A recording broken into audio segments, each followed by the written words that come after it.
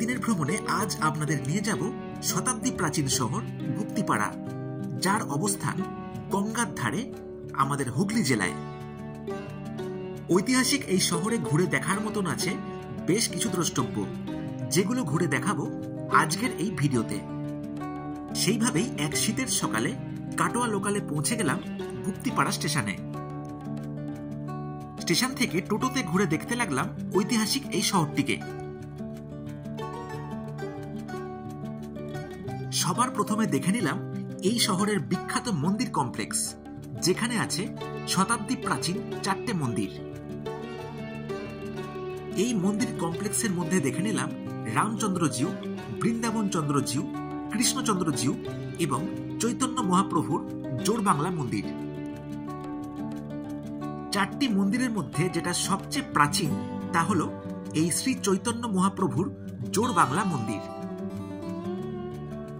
বৃন্দাবন চন্দ্রজিউ এবং কৃষ্ণচন্দ্রজিউ মন্দিরগুলি 8 চালার হলেও এই রামচন্দ্রজিউ মন্দিরটির নির্মাণ শৈলী একরত্ন অথবা 1 চালার। 4টি মন্দিরের মধ্যে সবচেয়ে বেশি পোড়ামাটির কাজ দেখা যায় এই রামচন্দ্রজিউ মন্দিরে। বৃন্দাবন চন্দ্র মন্দিরের ভেতরে দেখা যায় অপূর্ব ফ্রেস্কো পেন্টিং এর কাজ, যেগুলো সবার দৃষ্টি আকর্ষণ করে। ইতিহাস মতে জানা যায় সম্রাট আকবরের শাসনকালে সত্যানন্দ সরস্বতী নামক এক সন্ন্যাসী শান্তিপুর থেকে বৃন্দাবন চন্দ্রজিউর বিগ্রহ এনে গুপ্তিপাড়ায় তার প্রতিষ্ঠা করেন। এরপর থেকেই এই মন্দির প্রাঙ্গণ বৃন্দাবন মাঠ অথবা গুপ্ত বৃন্দাবন পল্লী নামে পরিচিত হয়, যার থেকেই এই জায়গার নাম হয় গুপ্তিপাড়া।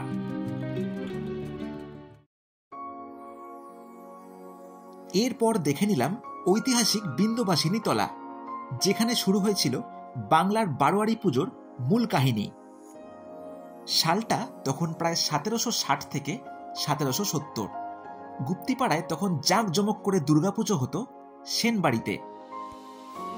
হঠাৎ তার মধ্যে 12 জন ঠিক করলেন সেই পুজোয় তারা অংশগ্রহণ করবেন না, যার ফলে ওই 12 জন মিলে এক কমিটি গঠন করে প্রথম বারোয়ারি জগদ্ধাত্রী পুজো করেন এই বিন্দবাসিনী মন্দিরে। এই বারোয়ারি কথাটি এসছে 12 জন ইয়ার অথবা বন্ধু থেকে। বিন্দবাসিনী মন্দির দেখে চলে আসলাম গুপ্তিপাড়ার প্রাচীন দেশকালী বাড়ি। এই দেশকালী মাতাকেই এই শহরের অধিষ্ঠাত্রী দেবী হিসেবে মানা হয়। শোনা যায় পুজোর একদিনের মধ্যেই এই মায়ের বিগ্রহ তৈরি করে পূজা করা হয়, যেই প্রতিমা সেই দিন রাতেই বিসর্জন দেওয়া হয়।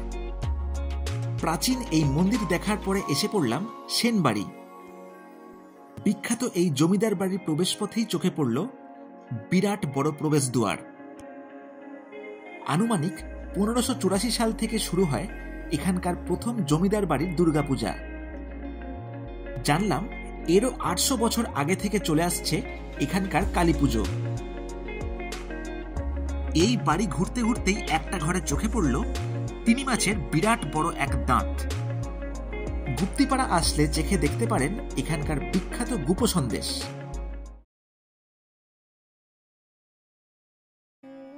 পূর্ব বর্ধমান, নদিয়া এবং হুগলি জেলার একদম মধ্যবর্তী জায়গা হলো এই গুপ্তিপাড়া।